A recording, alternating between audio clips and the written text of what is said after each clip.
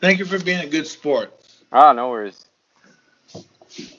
I'm sorry, because we supposed to have an interview for like ages ago, right? That's correct. Yeah. Mm. We've been trying hard. This was going to be the last attempt, and it's Yeah, I'm it, sorry about that. I don't know what no, happened. it's fine. Here we are. So Axel, is it Soderberg? Yeah, Axel Soderberg of it's Horizon, not Horizon T, right? it's Horisont. Horizont. Oh Yeah. yeah, I like that. I like Yeah. that. And first of all, the new album is Sudden Death. It's an amazing album. You must be very proud of yourself. Yeah, I think it turned out better than we like. Because when we started recording the album, we had no clue where we were going. So we looked at the drum tracks, and the first take that we did was in 2017, December of 2017. So it's long ago. So it's been a long process. So we had no idea what was going on in the beginning. We just recorded drum tracks and then just started adding stuff to the drum track. And this album has 11 originals and no covers. Is that correct? Yeah, that's correct. Well, we stole a bunch of bits, but basically it's originals. Of course, that it's rock and roll.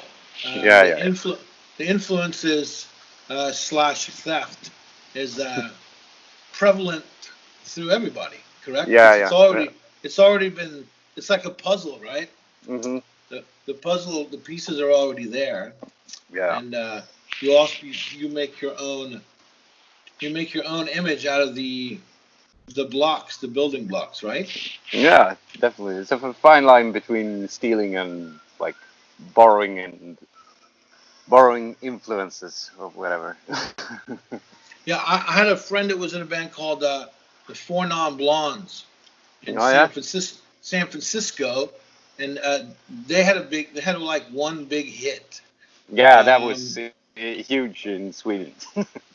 and she told me that that song is "Let It Be" backwards. That's good. That is good. Anyway, let's talk about the album title, which isn't a song, and the artwork. hmm Okay.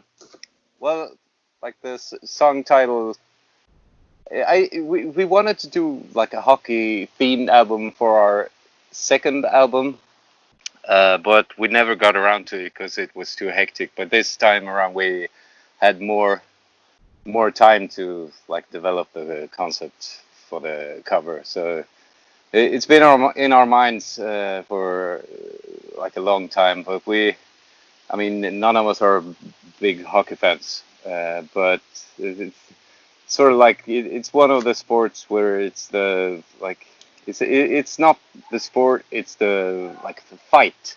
You know what I mean? So and like the concept of the album, there's not a real concept to it, but a friend of mine committed suicide like 3 years ago or 2 years ago. So sudden death like seemed to fit both of those like concepts. So many of the songs that I wrote was uh, like me trying to handle with his death, I guess. Yeah, I mean, I think we all of us suffer from some kind of depression at some point in our lives, and clearly, music has a way of, especially from an artist viewpoint, um, writing music is a great release for that. Yeah, I mean, you get like you get the emotions flowing. Like I it's not necessarily a good thing. You remember like all the good times and what you probably should have done and everything like that. I got kind of miserable like doing that thing. So I won't be doing that again. Talk a little bit about making the album and the vision you had going into it. uh, like uh, we always like to like sort of like challenge our listeners because we didn't think anybody would like our first album, and then it's always been like releasing the next album is like, oh, okay, you think you like that one, but how about this one? You you're probably not gonna like this one, do you? And then it's like been an ongoing process because we don't want to do the same album all over again. So we really just want to like make a different album that challenge our audience. So they never, both the audience and us are never really comfortable at what we're doing, basically. So I did because I mean we don't really want to be like AC/DC or Black Sabbath that like sort of makes this have the same sound all the time and like they sound like AC/DC. Like they have been doing that for 50 years or whatever, and we always want to make sort of a new take on what we're doing for each album, and this is probably the biggest step so far, I guess. But starting out writing the albums, I instead of writing on guitars, I made all my songs writing on a piano that I bought, like starting to record. So I didn't pick up the guitar once for this album. So it's probably that's one of the main things that made the album sound a bit different than the others. That's very courageous and clearly a challenge, I imagine. Yeah, but I mean, because I'm not a I I suck at guitar, I'm a bit limited playing guitar, and I'm sort of like the same playing the piano, but at least it turns out different while doing it. So it doesn't sound the same all the time. I get really tired of my way of playing guitar, so I just had to do something else. How much has the recording process changed over the last 5 years? As in any new studio wizardry or effects on the new one? No, I mean this is the first one that we did all by ourselves. Uh, like we didn't have any technician whatsoever. We just recorded it as our instrument sounds. Because I mean we're not big on like effects and stuff. We want the instruments to sound the way we want the drums to sound like drums. We want the guitar to sound like drums, to sound like guitars, and because we're not like we're a classic rock band. We want the sounds to sound like a rock band, not like overly compressed or whatever. We want it to sound like we're playing live, even though we probably never was in the studio at the same time we once. Organic, I suppose, would be a Yeah, good description of that. yeah, exactly. So I mean, we just like we don't know how to record really. We put up the mics and so when we think it sounds good, that's the most important thing. Because I know what kind of music I like and how I want it to sound, and I think we did pretty good job. We fucked up a couple of things along the way, but the guy who was mixing the album, he did a really good job on that. So yeah, but we're nowhere near professionals when it comes to recording. But we know what we like, and I think that's what's most important. As long as you're happy. Definitely. Now, when you drink, do you prefer beer or liquor? Beer or wine. Okay, red or white? White. What is there really a remedy for hangover? Uh, I mean, well, I get like a cup of coffee, some water, and a cigarette. That's as close as you get. I don't believe in curing hangovers. I believe in riding them out. And now your live stream. You recently did a live stream with Hmm. I guess the Spiders on a stage as opposed to in your bedroom. For me as a viewer, that's definitely the way to go. Does playing to an empty room better prepare you to playing to cars at a drive-in? Yeah, I think so. I mean, we didn't really want to do the like if we gonna do a live stream, we wanted to like sort of go big because I've seen like the live streams with only one camera and then I like turn it off after a couple of songs. And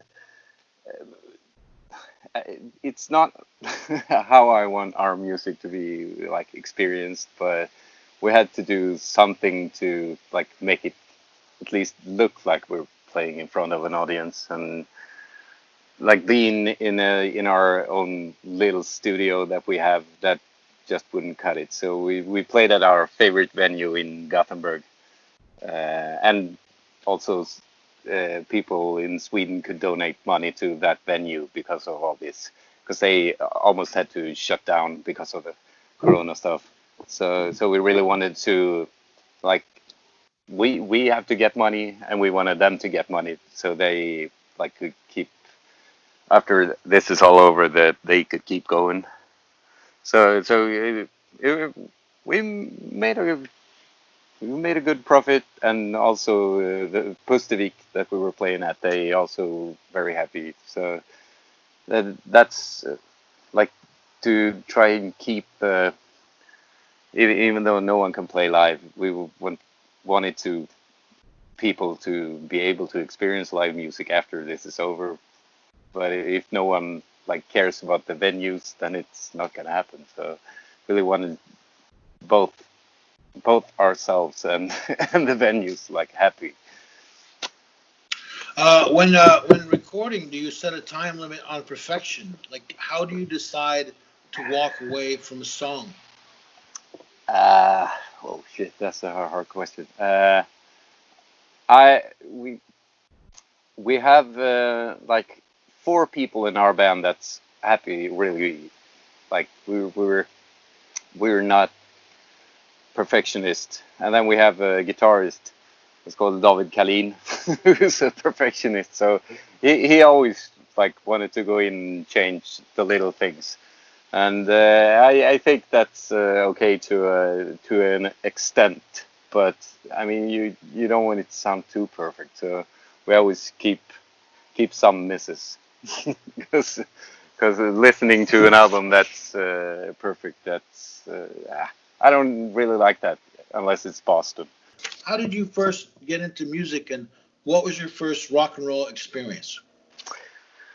Uh, well, I wouldn't say my first experience with rock and roll music was very rock and roll at the time, but it was when I got uh, an '80s Rod Stewart album. It was one of the first rock albums that I ever bought. Uh, I can't remember the name of it now. Uh, but it's the blue and red one. That was probably the first, like, if you can call it rock, uh, like the rock album that I bought. But it wasn't until I think it was when I started listening to Misfits and Danzig that I understood that it was music that wanted to do. Because like as a kid in like fifth grade, there was no way I was gonna like gonna go and do a 80s Rod Stewart cover in a studio in a small rehearsal room. So when I found Misfits, that was the like perfect entry to like go and pursue whatever career I got out of this. And finally, what sexual position is the most rock and roll? I like meat and potatoes rock, and that's how I like my sex, I guess. I mean, just missionary, like doing a lot of work. I don't know.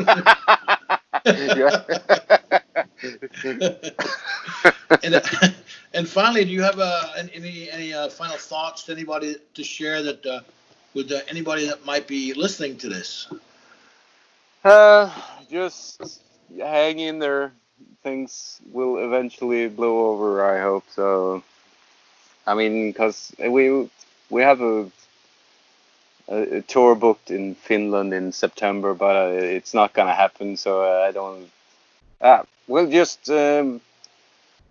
lay low for this year, and like next year, let's then things gonna be slowly going back to normal. So as we say in Sweden, just have ice in your stomach.